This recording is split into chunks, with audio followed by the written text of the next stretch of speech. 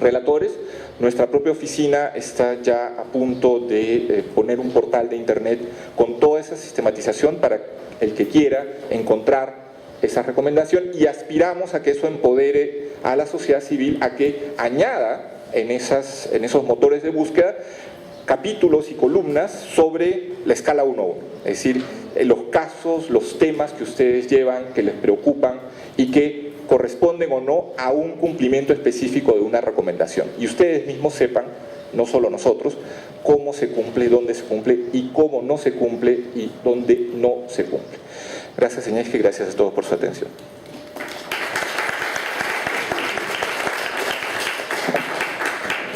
Muchísimas gracias, Javier, por todo este panorama sobre la importancia del examen periódico universal. Y con esto, con esta introducción que has dado a la también importancia del Programa Nacional de Derechos Humanos, le voy a dar la palabra a Ana Luisa Nerio, quien es coordinadora del Centro de Derechos Humanos Fray Francisco de Vitoria, está ubicada aquí en el Distrito Federal, y ella nos hablará del avance justamente en el cumplimiento de las recomendaciones que tienen que ver con el Programa Nacional de Derechos Humanos. Si ustedes revisan el documento que hemos entregado, lo hemos dividido en bloques de recomendaciones que se refleja en la lista del índice. Y Ana Luisa nos hablará justamente de este tema y también de los avances o retrocesos en el cumplimiento de las recomendaciones que tienen que ver con pobreza, derechos económicos, sociales y culturales. Gracias.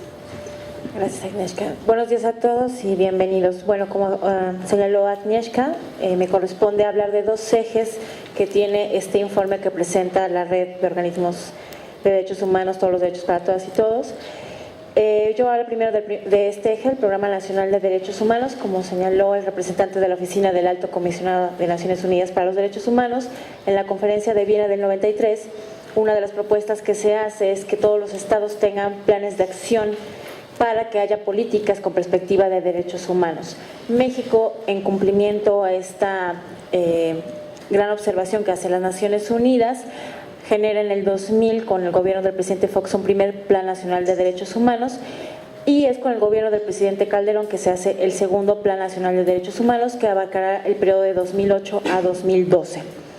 ¿Qué nos dicen las recomendaciones del examen periódico universal sobre este programa? Se pide que se le dé seguimiento, bueno, primero que se difunda, que se conozca entre toda la población, que se implemente lo que plantea el programa nacional, que se evalúe y que se le dé seguimiento. ¿Qué se ha hecho al respecto? Muy poco. Para este Programa Nacional de Derechos Humanos se generó una subcomisión de seguimiento y evaluación que tiene una secretaria técnica a cargo de la Unidad de Promoción de Defensa de los Derechos Humanos, que está dentro de la Secretaría de Gobernación. Y esta unidad que se ha encargado de dar el seguimiento o intentar articular la implementación del programa nacional ha tenido pocos resultados. El proceso ha sido muy lento, no existen metodologías adecuadas de trabajo para su implementación y evaluación, no hay seguimiento correcto. Se habló de la generación, de la importancia de generación de indicadores para el seguimiento y la evaluación, incluso hubo una propuesta de la Oficina del Alto Comisionado para generar estos indicadores, la cual ha sido muy poco retomada por las autoridades encargadas de coordinar todo este proceso. Y las organizaciones de la sociedad civil se encuentran como desencantadas frente a todo este trabajo que ha llevado mucho tiempo, en el que se habían apostado algunas esperanzas, algunas ideales acerca de la implementación o de la elaboración de políticas públicas en materia de derechos humanos en México. Incluso en el 2010, esta unidad presentó un informe de actividades sobre el programa nacional sin consultarlo ni construirlo con la sociedad civil. Eso generó una gran discusión. Y otro de los temas que ha preocupado a las organizaciones que participamos en este proceso es que esta unidad también ha sido la destinada a dar seguimiento precisamente al examen periódico universal, a las recomendaciones del EPO y también a las metas del milenio. Y esto nos preocupa mucho en el sentido de que estos tres ámbitos o estas tres tareas que tiene el gobierno mexicano, si bien todas tienen como punto común el cumplimiento el respeto y la protección de los derechos humanos requieren metodologías de trabajo distintas, niveles de análisis distintos, y si a esto le sumamos que hay poca estructura y recursos económicos y humanos destinados desde las autoridades, desde el gobierno, para poder hacer toda esta tarea, lo que observamos es pues en realidad falta de voluntad política. El tema sigue siendo algo más de visibilidad ante las instancias internacionales, de publicidad, de mercadotecnia política, pero no de una realidad concreta, no de una verdadera voluntad política que logre avanzar en el cumplimiento del Programa Nacional de Derechos Humanos. A esto también tenemos que señalar que hay un gran desgaste por parte de las organizaciones de la sociedad civil que ya han dejado de participar. No ha habido convocatorias tampoco, pero también las organizaciones ya están muy desgastadas ante el poco avance que hay en la implementación del programa. Y también hay que añadir que hay un desgaste en el diálogo con el gobierno federal debido al incremento de las violaciones a los derechos humanos y a la postura que algunas autoridades han mantenido en temas como la militarización de la seguridad pública, el feminicidio, la tortura, la desaparición forzada y los derechos económicos, sociales, culturales y ambientales. Entonces, conclusión, respecto a la recomendación del examen periódico universal en materia del Programa Nacional de Derechos Humanos, vemos poco avance. La población no lo conoce y el gobierno no ha hecho ninguna tarea de difusión, ni siquiera podemos decir que una pequeña tarea de difusión. No hay difusión del Programa Nacional, muy poca gente conoce fuera del ámbito de los derechos humanos y algunas instancias de gobierno que existe este programa. No hay metodología de seguimiento, no hay metodología de evaluación, no se reconocen los indicadores que la misma Oficina del Alto ha acercado a las autoridades. Hay un cambio constante de funcionarios dentro de las unidades y de los responsables de darle seguimiento e implementación a este programa.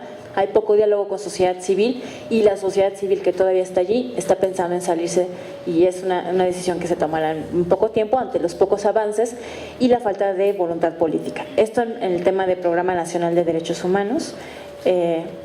Javier Hernández, nuestro representante de la oficina, también comentaba que hay un programa en el Distrito Federal. No vienen las recomendaciones del EPU, pero habría que decir que también es un proceso interesante con claroscuros, en donde tal vez en otra ocasión podamos hablar, pero donde efectivamente también nos enfrentamos a las cosas que se prometen y a las contradicciones en la realidad.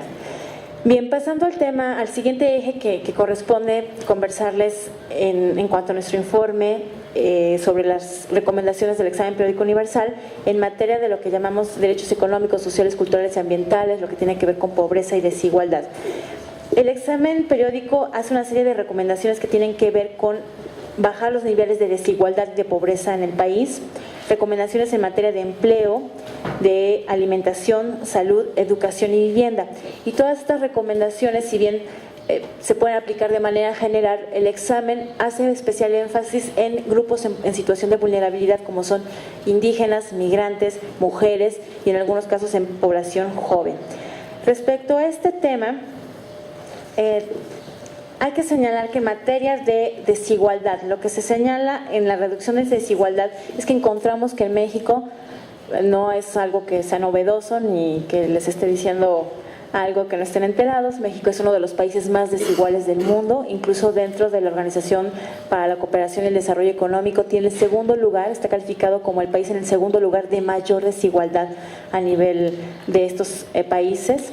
Las diferencias regionales que encontramos en materia de acceso a derechos como salud, vivienda, educación y en cuanto a niveles de ingreso son enormes, mientras tenemos estados o entidades como Nuevo León, el Distrito Federal, con niveles o indicadores de desarrollo humano de países de Europa o de primer mundo. También nos encontramos con estados como Chiapas, Guerrero, Oaxaca, con unos niveles de pobreza, desigualdad, marginación y de falta de acceso a derechos enorme. Y nuevamente aquí se reproducen temas que tienen que ver con la discriminación hacia sectores o grupos de la población particularmente discriminados y vulnerados como los indígenas, migrantes, mujeres, jóvenes. Entonces hay una constante o como que unos grupos que vamos a encontrar que permean en todas las violaciones a los derechos humanos. También nos vamos a encontrar con que, en materia de derechos laborales, el examen periódico universal señala la necesidad de generar empleos de calidad y mejorar el nivel de ingreso de la población. En este sentido, nuestro informe señala, como eso sí lo voy a leer directamente del informe porque es un dato importante, que en contra de toda lógica de armonización progresiva en materia de derechos humanos laborales, las últimas propuestas de reforma en materia laboral contravienen las recomendaciones del EPU. Buscan relativizar la obligatoriedad de los contratos colectivos de trabajo, pagar el salario por hora, por obra y por productividad, disponer de la jornada de trabajo según las necesidades del mercado, reducir las prestaciones económicas y terminar con la prima de antigüedad e intentar inhibir lo más posible el derecho a huelga.